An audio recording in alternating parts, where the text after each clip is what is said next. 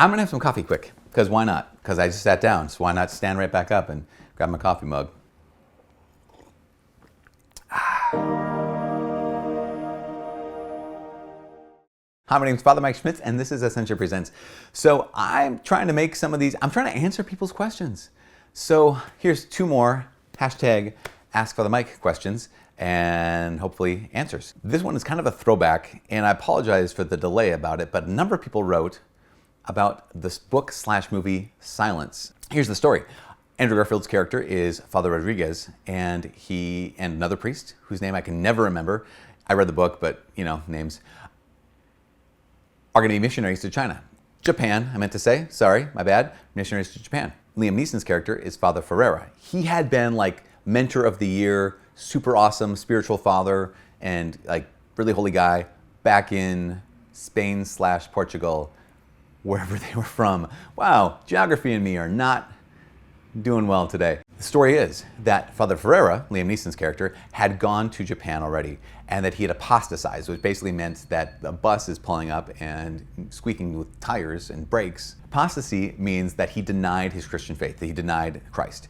And so here's Father Rodriguez and his buddy. They're like, what? Are you kidding? No, that guy's an all-star. He's like superhero priest, so he would never do that. So they get sent to Japan to missionaries there too, not only to help the people, but also to track down, is that true? Did Father Ferreira actually apostatize?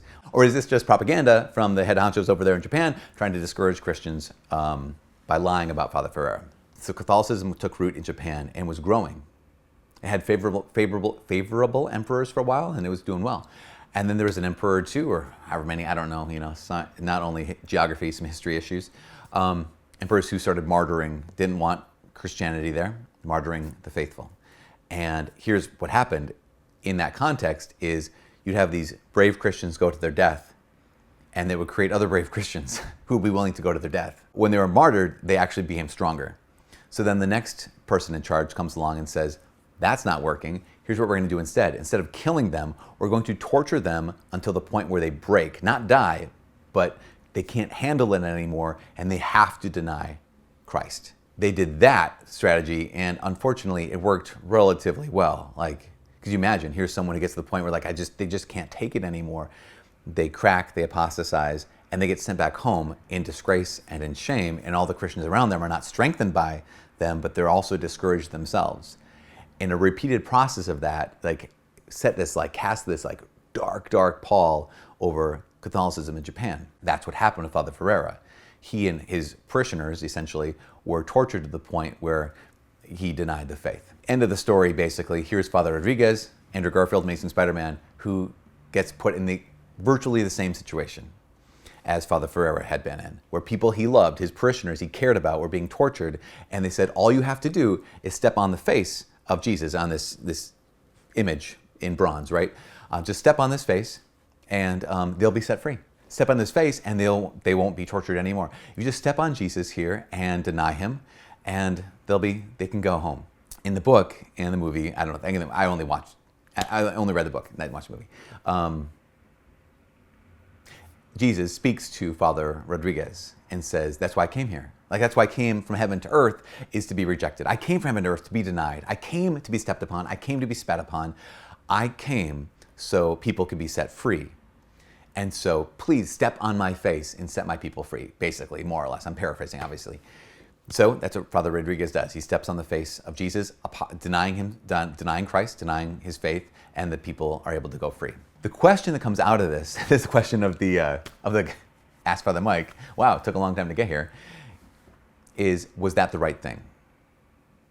Was that the right thing to do? And I think the way the story is told and the way it's unfolded and unpacked, it becomes really sympathetic to say, oh my gosh, maybe that was the right thing to do.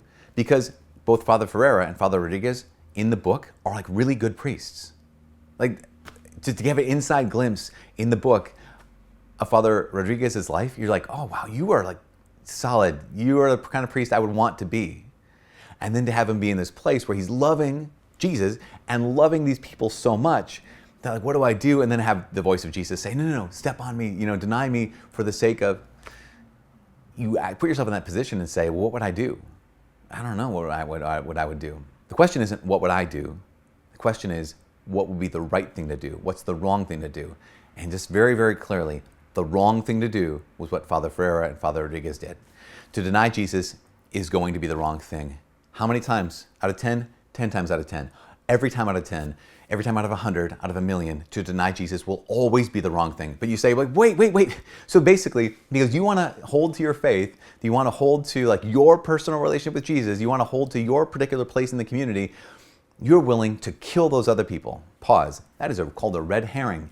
Because if Father Rodriguez had not stepped on the image of Jesus and those other people died, he would not have killed them. The evil torturer would have killed them. That's the big thing. Sometimes we think this, like, yeah, but he could have stopped it. He could have stopped it by doing an evil thing of denying your faith, and of denying the essential relationship of your entire life. No one's life is worth that. Not your own life, not anyone else's life. To compromise with the faith to that degree is never, ever worth it. Now, what would you do though? Father Mike, are you saying you would not step on the thing? I'm like, oh my gosh, I would hope I wouldn't. I have no idea. That's one of the reasons why what I liked about the book was that it was an examination of conscience, and I had to kind of come face to face with, oh shoot, like, what would I do? The church teaches that our free will can be mitigated by things like fear of death and torture. Meaning, yeah, we might end up doing things that were wrong and maybe have less personal guilt about that, less personal fault at that, but that doesn't make it right. Again, just because someone was tortured into something doesn't make what they ultimately were tortured into right.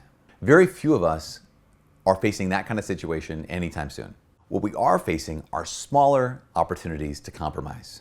What we're facing are smaller opportunities to deny our faith, saying, well, I'm just going to do it out of being polite. I'm just going to kind of deny Jesus right now because I don't want to, I don't want to make anyone feel uncomfortable. I'm not going to say the name of Jesus. I'm not going to make, again, this is the one I always bring up. I'm not going to make the sign of the cross while I'm out to eat because I don't want anyone else at the table to feel weird about that.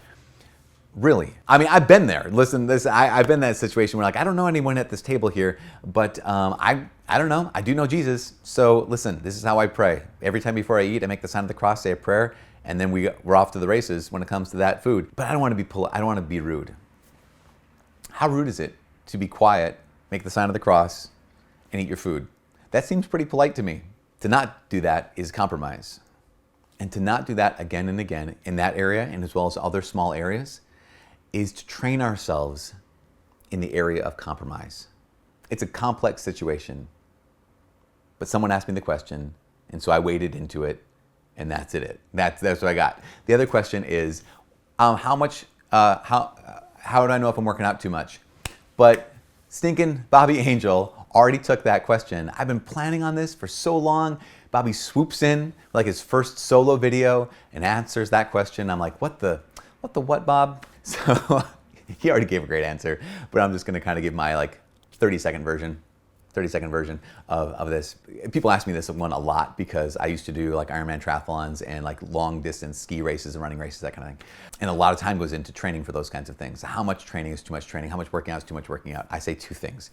One is if I find in myself that I'm willing, say I get up at 5:15 most mornings to go work out. Some mornings I get up at 4:15 because I have something else going on that day, so I get up at 4:15 to work out. So I want to get the workout in. If I stop and ask myself, check my heart and say, okay, would I get up at 5:15 if I needed to pray? Would I get up at 4:15? I need to say mass before getting on a plane. Would I do that? And if I have any hesitation about I don't know if I would, then I realize I need to change something because something is out of balance. There's important things and there's utmost important things. Important things, your health.